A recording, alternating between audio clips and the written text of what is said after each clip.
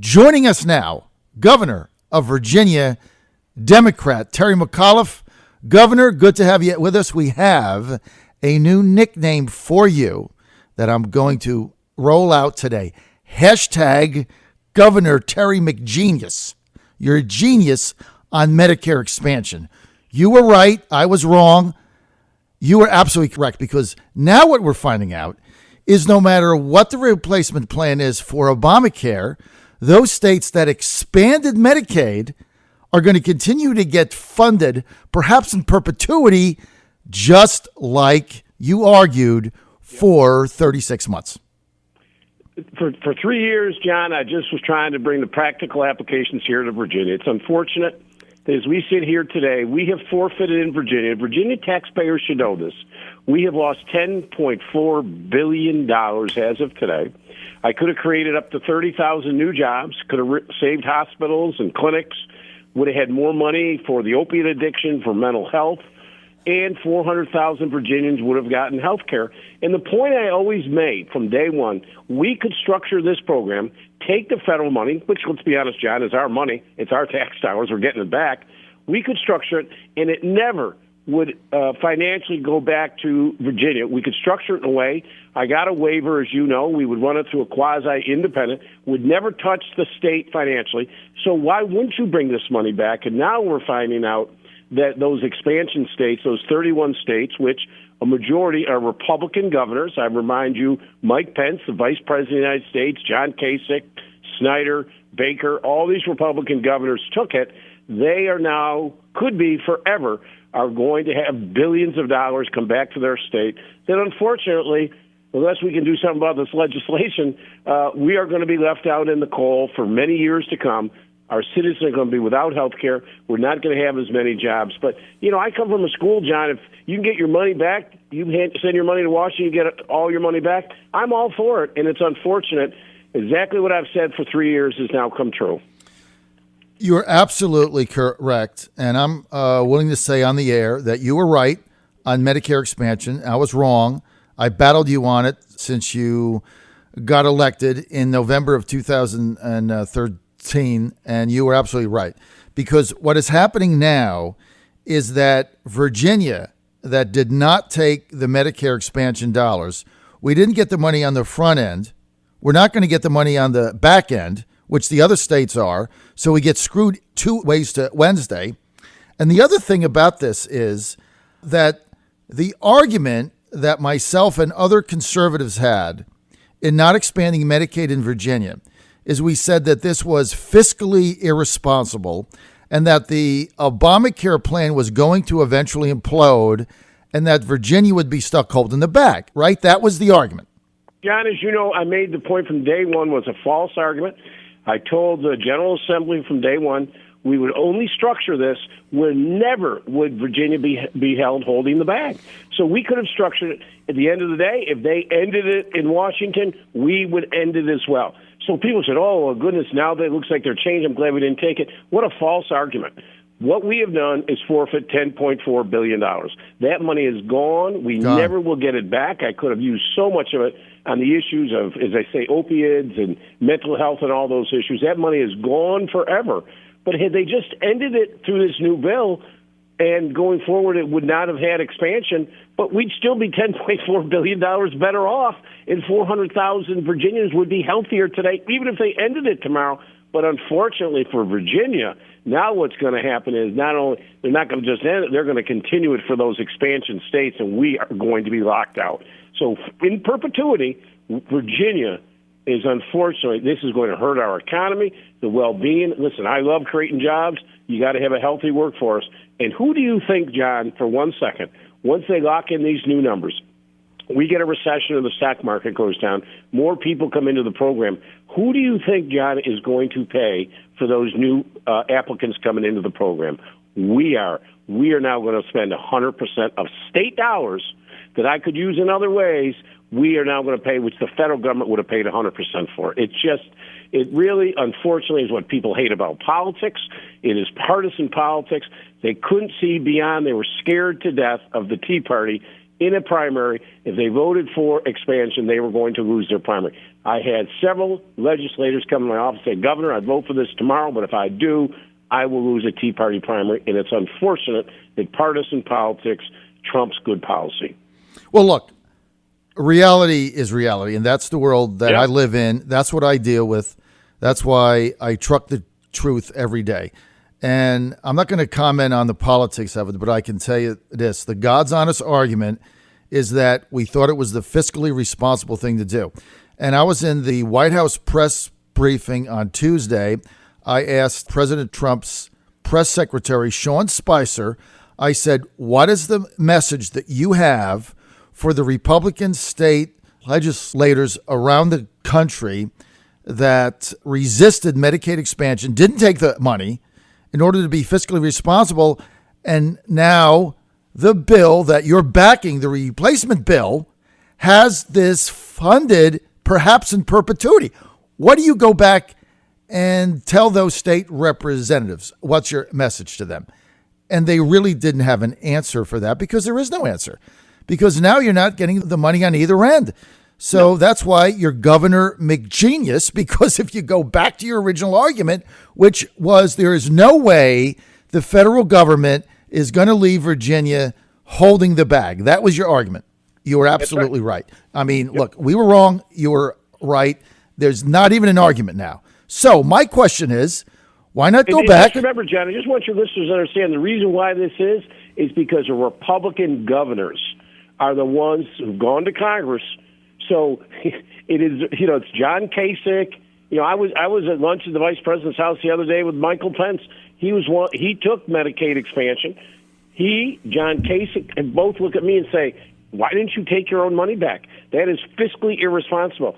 There's nothing I found harder than having a Republican governor call me fiscally irresponsible for not taking Medicaid expansion. I mean, are you kidding me? I said, I tried hard. Maybe you ought to come down and talk to my legislature.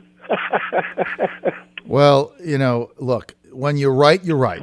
But what bothers me now is not only the $10.4 billion of taxpayer money that we could have had back that went somewhere else, but we're not going to get anything going forward either. So we're getting screwed on two ends. Now we're going to get forward, John. We are going to be on the hook for paying for any new applicants. So remember, not that we're not only not going to get any more money for those people, but more people who are eligible for the program, we, the state, are now going to have to pay 100%.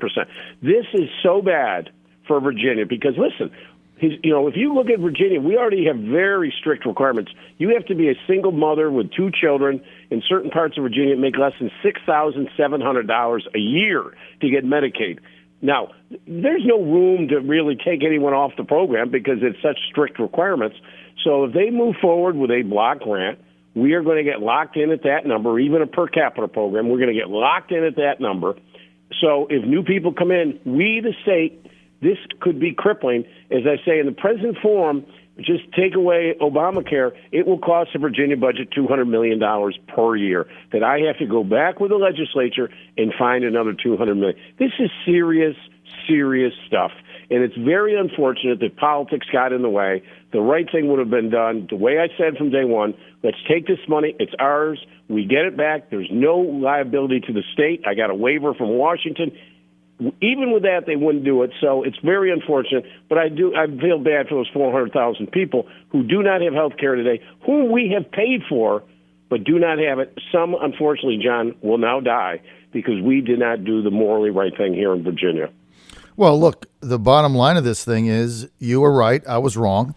So why not call the House back? Why not call the General Assembly back in a special session and say, okay, now we have reality, right? Now we don't have conjecture, opinion, philosophy. Now we have reality.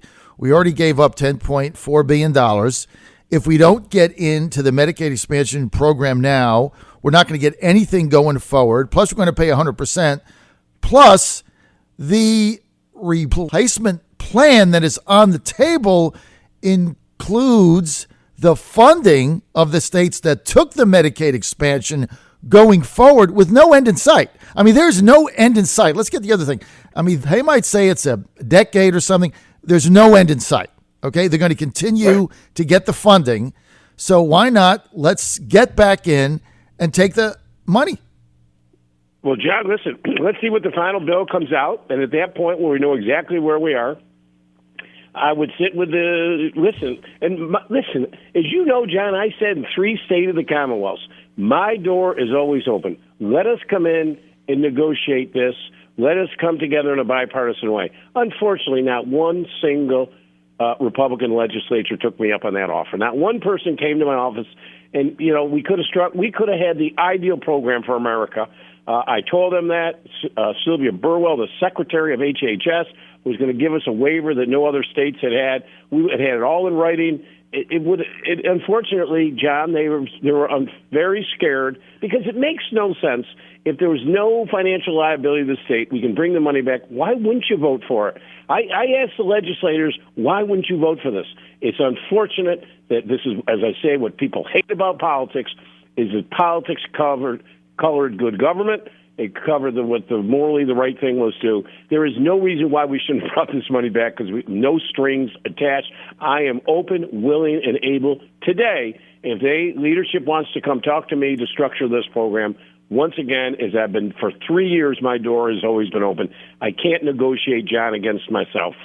Well, the money's not going away because in order to get replacement passed, you have a number of Republican U.S. senators in Republican states that took the expansion money who have said, I can't go with it if my state is not continually funded for the Medicaid expansion money. That's right. So you're not going to get this passed without the federal dollars continuing to flow to those states. That's right. It's impossible. It isn't going to happen. So, and what I worry about, John, is and we don't know the date set, and this is going to be negotiated, if they say those that are included in expansion as of, let's say, today, John, then we're out of luck. Right. We're done. Those 400,000, are never going to get in the program. That is my biggest fear, is that we in Virginia will be locked in forever, and we're going to pay for these people. And let me remind everybody out there who's listening, don't think these 400,000 people aren't getting health care. They are going to emergency rooms today.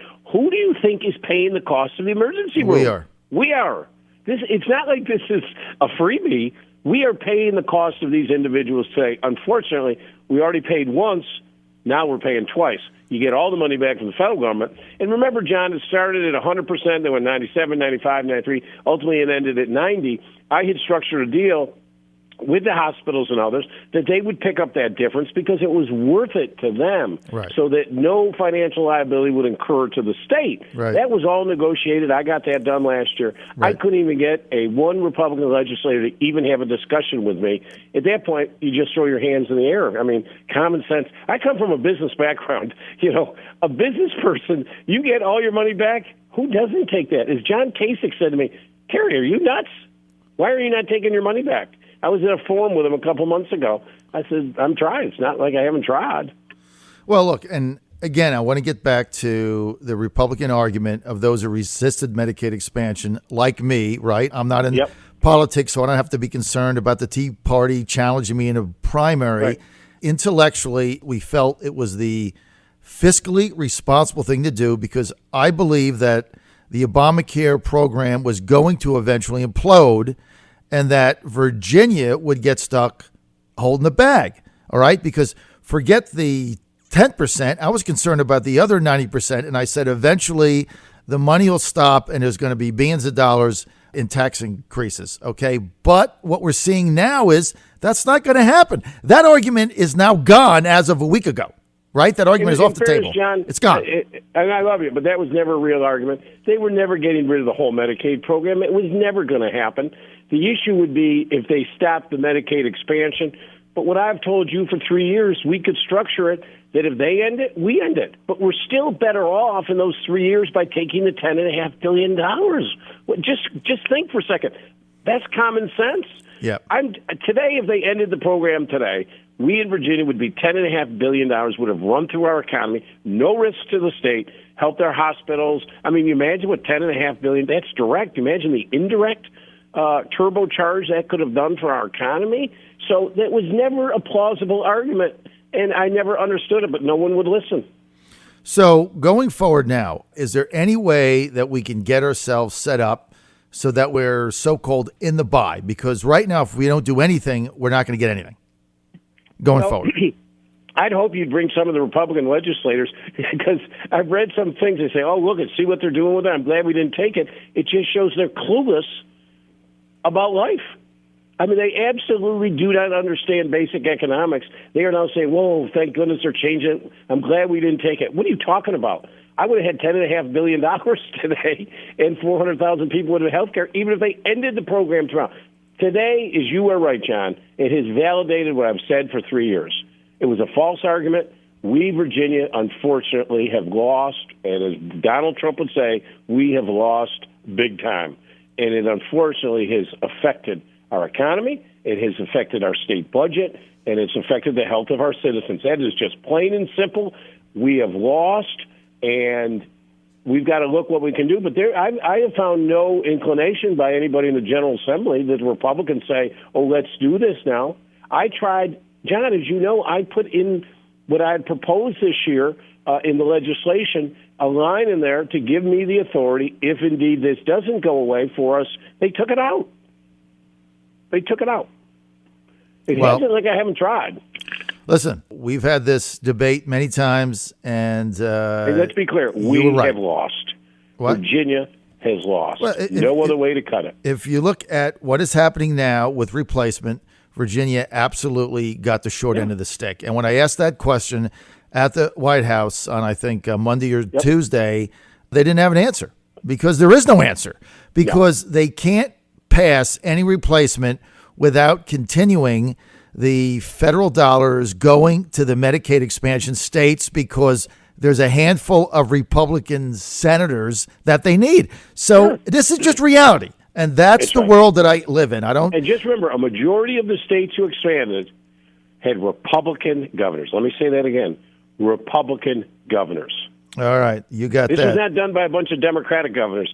A Republican majority, governors. 16, were Republican governors, and they are digging in, and they are not going. They're going to make sure their senators do not. They're going to get the money. They're going to get the money we aren't. People get Medicaid expansion, get the benefits. They're just not going to vote for it. So, you know, it's unfortunate. I hate to say it, but I appreciate you, John, realizing it. But it isn't about winning and losing. It's just sad that Virginia lost here.